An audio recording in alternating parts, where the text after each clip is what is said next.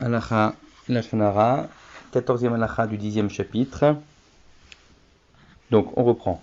Il s'agit encore une fois que nous avons été victimes de quelqu'un et qu'on veut raconter cela.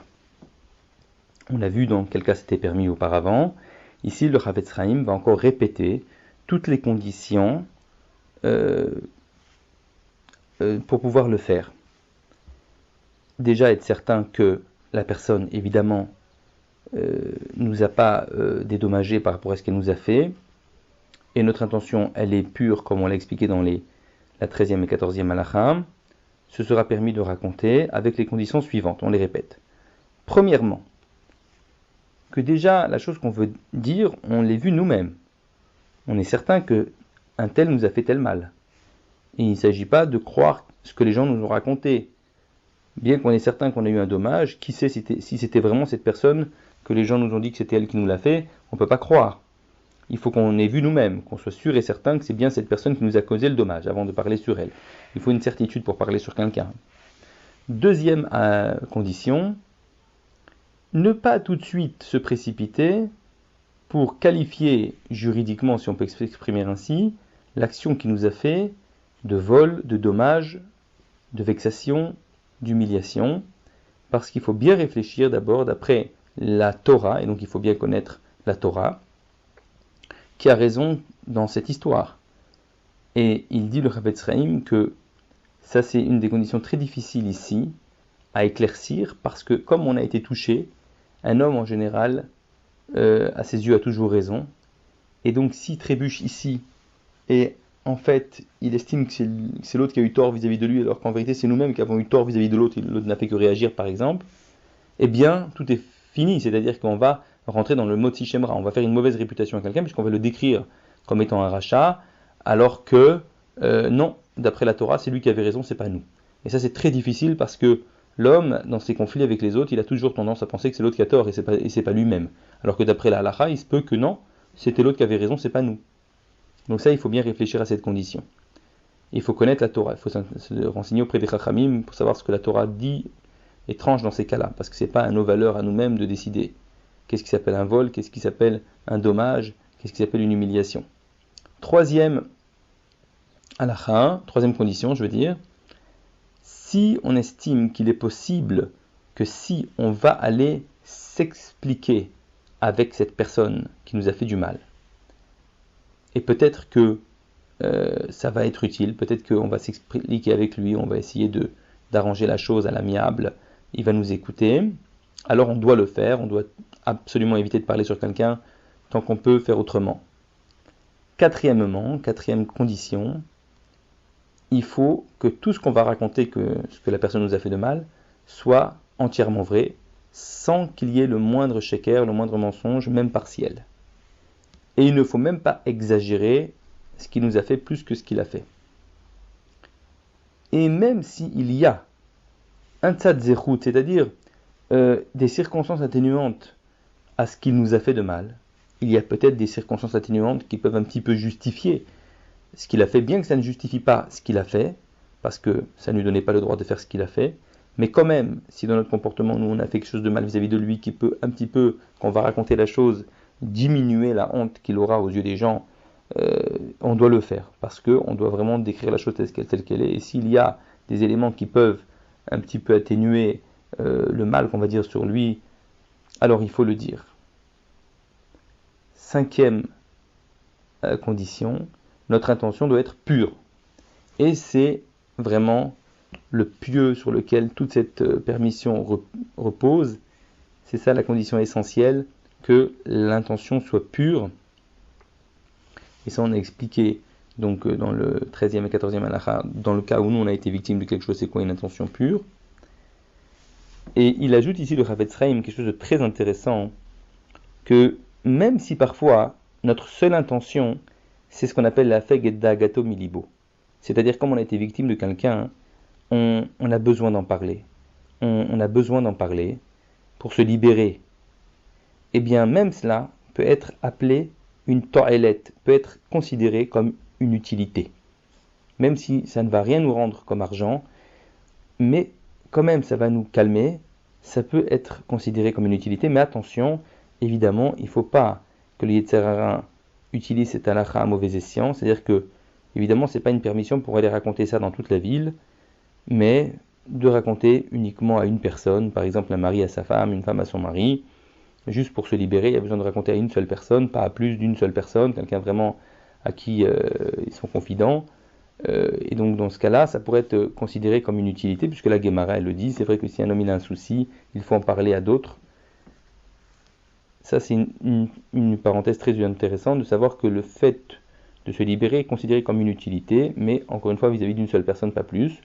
Sixième halakha, si il peut entraîner cette utilité, c'est-à-dire qu'on peut obtenir en fait le but que l'on recherche d'une autre manière, qu'on n'aura pas besoin de raconter du Lashon Hara, alors dans tous les cas, ce sera interdit.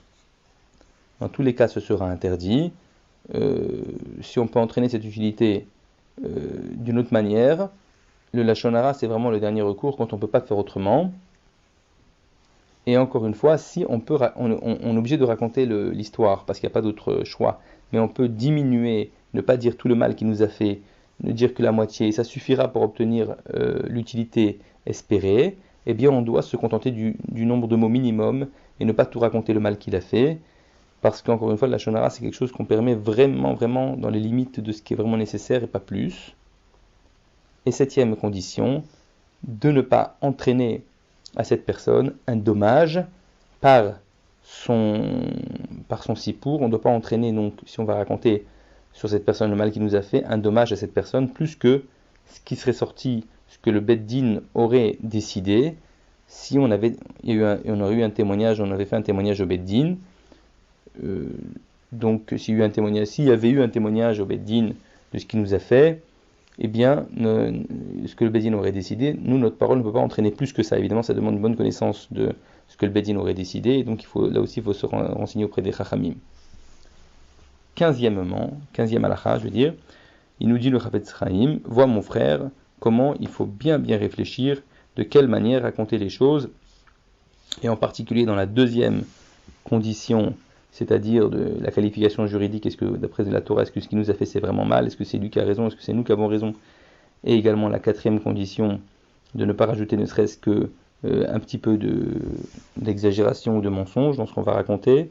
Et si on ne réfléchit pas, il nous dit le Chafetz Chaim, avant de raconter la chose que quelqu'un nous a fait du mal, de quelle manière la présenter et la dire, c'est presque certain qu'au moment où on va raconter, évidemment la colère va se mêler puisqu'on a été victime, et on ne pourra plus faire attention et on va forcément transgresser la deuxième et la quatrième condition. Donc il faut vraiment bien réfléchir avant de parler dans ce genre de choses, on a été nous-mêmes la victime, comment la présenter, et évidemment à qui la dire aussi. 16e halakha. Et donc de là on voit la grande erreur que les gens y commettent tout le temps, que si il semble à quelqu'un qu'une autre a fait du Lashon Hara en son absence, quand quelqu'un fait du Lashon Hara sur un autre, on lui demande pourquoi tu fais du Lashon Hara sur lui. Immédiatement il répond parce que lui aussi il a fait du Lashon Hara sur moi, auprès d'un tel et un tel, ils m'ont raconté. Et ça, il nous dit le Chafetz Chaim, c'est une double erreur.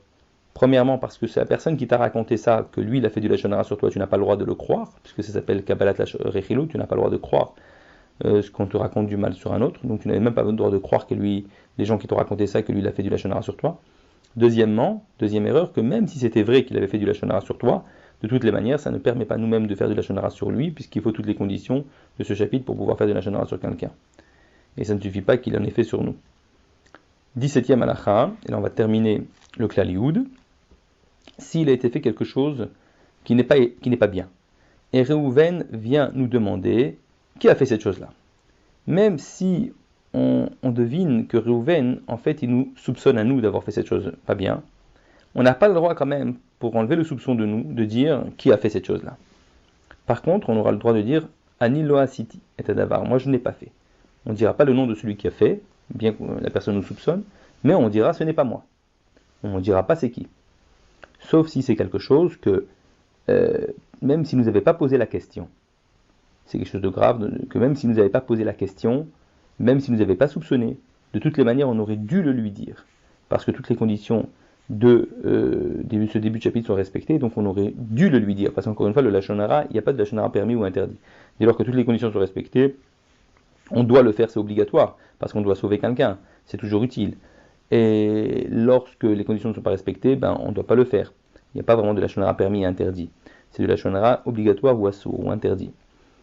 Donc, et tout ça, ce qu'on a écrit, il nous dit le Chavetz Chaim, si quelqu'un nous soupçonne et nous dit qui a fait ça, c'est d'après la halacha. Mais quelqu'un qui va être plus marmire encore, si en disant c'est pas moi qui ai fait, et l'autre va deviner c'est qui a fait, parce que si on n'était que deux par exemple, donc si c'est en disant c'est pas moi qui ai fait, forcément il va deviner c'est qui a fait.